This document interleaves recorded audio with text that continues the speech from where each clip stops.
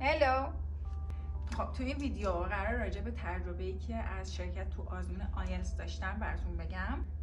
علت اینکه تصمیم گرفتم ویدیو رو بگیرم دو تا چیزه. یکی اینکه الان یه زمانیه که اکثرا کسایی که قرار امسال امتحان آیلتس رو بدن الان دارن آماده میشن و تصمیم دارن که توی بهار زمستون این آزمون رو شرکت کنن. دومین دلیلش اینه که من تجربه خیلی متفاوتی داشتم برای شرکت کردن توی این آزمون. علتش اینه که من زمان خیلی نامناسبی رو برای شرکت توی این آزمون انتخاب کردم و موقعیت اینو نداشتم که توی ایران امتحان بدم، واسه همین رفتم استانبول این امتحان رو دادم و فکر کردم اگه این ویدیو رو بگم و تجربه خودم بگم امکان داره به یه سری از بچه‌های دیگه‌ای که میخوان تو این آزمون شرکت کنن و 1% شاید مشکلی که برای من پیش اومد برای اونا هم پیش بیاد، این ویدیو بتونه بهشون کمک کنه. خب من تابستون پارسال تصمیم گرفتم که برای اواخر پاییز این امتحان رو بدم. از الان بگم که من اواخر پاییز این امتحان رو ندادم. من توی بهار، یعنی دقیقاً فروردین بود که من این امتحان رو شرکت کردم. فکر می‌کنم 20 فروردین بود که من این امتحان رو دادم. خب من تابستون که تصمیم گرفته بودم برای پاییز آماده باشم برای شرکت کردن توی این آزمون، نشستم برای 3 ماه سلف استادی کردم.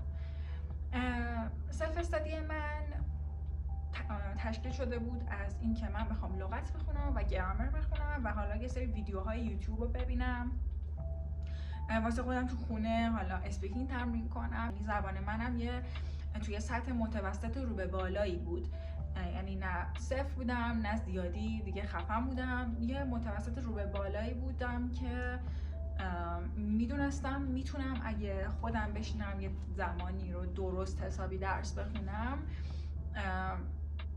میتونم خودم به خودم بیشتر از هر کلاس دیگه کمک کنم و این بیس رو قوی ترش کنم. این شده از قدم اول من برای زبان خوندن. تو قدم دوم تصمیم گرفتم که دیگه حالا که بیس زبانم قوی شده شروع کنم تست بزنم و خود سوالای آزمون آیلتس رو تمرین کنم. قدم دوم شامل دوستی و ارتباط بیش از حد من با این کتابا بود. از الان بگم بهتون واقعا اگه قراره که به زودی امتحان آیلتس بدین و الان دارین براش درس میخونید و اگه قراره شروع کنید که برای آیلتس بخونید، قراره با این کتابا وقت خیلی زیادی رو بگذرونید و اینا قراره دوستتون باشن و از الان بگم بهتون، یعنی به چشم دشمن یه چیز اعصاب خورد کن به این کتابا نگاه نکنید، چون که بخونیدش بیشتر از اون چیزی که فکر کنید باش حال میکنید و باش دوست میشید. قدم دوم من که گفتم شامل دوستی من با این کتابا بود، همراه شد با اینکه من برم کلاس آزمون آیلتس. کلاسی که من رفتم و شرکت کردم کلاس خصوصی بود. من 15 جلسه کلاس خصوصی رفتم. تجربه من از این کلاس خصوصی رفتن و فایده‌ای که برای من داشت این بود که من تو کلاس آیلتس دیگه شروع نکردم به اینکه علم زبانم رو ارتقا بدم، چون اون کلاسی که شما بخواید برین دوباره زبان یاد بگیرید، گرامر یاد بگیرید، لغت یاد بگیرید، این کلاس رفتن برای این چیزا وقتش 1-2 ماه قبل از آزمون نیست و من مدت خیلی کمی قبل از آزمونم کلاس رفتم.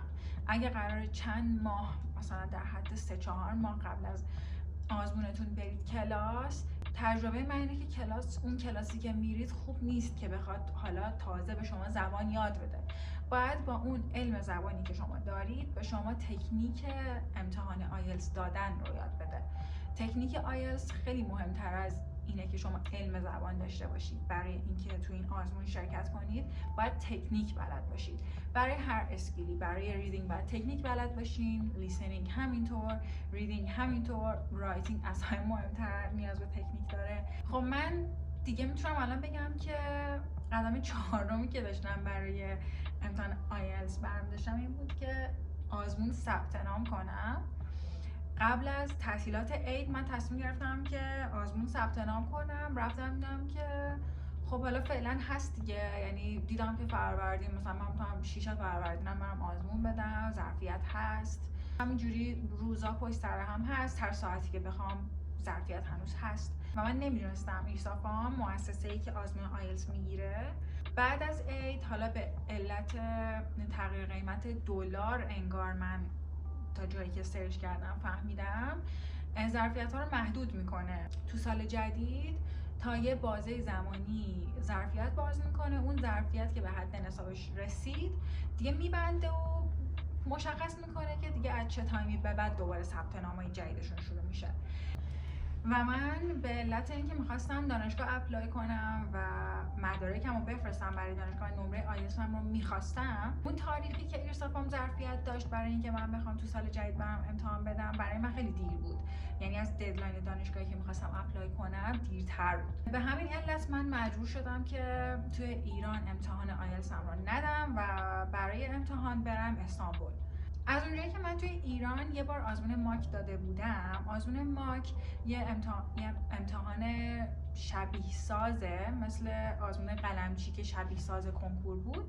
ماک هم یه آزمون شبیه ساز، مؤسسه‌های مختلفی توی ایران هستن این آزمون رو میگیرن، شبیه ساز آیلتس که همون محیط امتحان رو برای شما درست میکنن، شبیه سازی میکنن و شما میتونید برید یه امتحانی شبیه آزمون اصلی بدین و خودتون رو بسنجید. از اونجایی که من امتحان ماک داده بودم و خب استادم هم بهم راجع به اینکه شرایط آزمون توی ایران چجوریه توضیح داده بود و من آماده کرده بود، من بعد از اینکه رفتم اونجا و امتحان دادم متوجه شدم که متفاوت سیستم امتحان و آزمون آیلتس خارج از ایران. حالا نمیدونم کشورهای دیگر واقعا چجوریه، من توی ترکیه میگم امتحان دادم. برای اینکه حالا بخوام تجربه‌مو بگم که توی خارج از ایران چجوری بود این آزمون و چه فرقی داشت با آزمون آیلتس که شما توی ایران میدین، باید اول بگم که همونجوری که شاید خیلیاتون بدونین آزمون آیلتس به دو مدل گرفته میشه. یه مدل کامپیوتر بیسته، یه مدل هم پیپر بیسته. امتحان پیپر بیس رو اصولا ما ایرانی‌ها شرکت نمی‌کنیم، علتش هم اینه که نمیتونیم شرکت کنیم. توی ایران که گرفته نمیشه، توی کشورهای دیگه هم نمیتونیم شرکت کنیم مگه اینکه پاسپورت اون کشور رو داشته باشیم.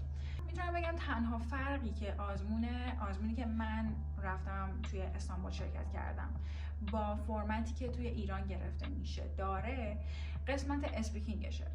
هم تو تجربه خودم هم تو تجربه دوستان که توی ایران آزمون آیلتس دادن، اگزامینر برای قسمت اسپیکینگ به صورت حضوری اونجا هست و آزمون اسپیکینگ به صورت حضوری با اگزامینر انجام میشه. اما تو تجربه خودم که این آزمون رو تو استانبول دادم اینجوری بود که به صورت ویدیو کال بود، یعنی اگزامینر یه سیستمی چیده شده بود توی یه اتاقی، اونجا یه کامپیوتری بود، هدفون داشتم و بعد از اینکه قسمت اسپیکینگ من تموم شد و من امتحان اسپیکینگ رو دادم رفتم توی سالن دیگه که چند نفر دیگه هم بودن همزمان با من. 3 تا اسکیل بعدی رو دادیم که ترتیبش هم به صورت لیسنینگ، ریدینگ، رایتینگ هستش که حالا هر کدوم تایم خودشونو دارن.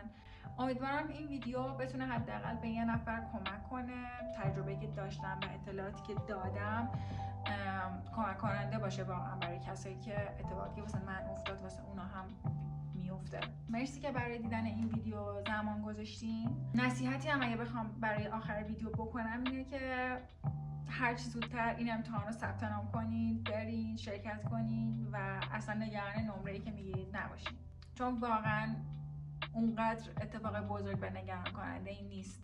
قول میدم اینو بهتون. از من میرم و توی ویدیو بعدی میبینمتون.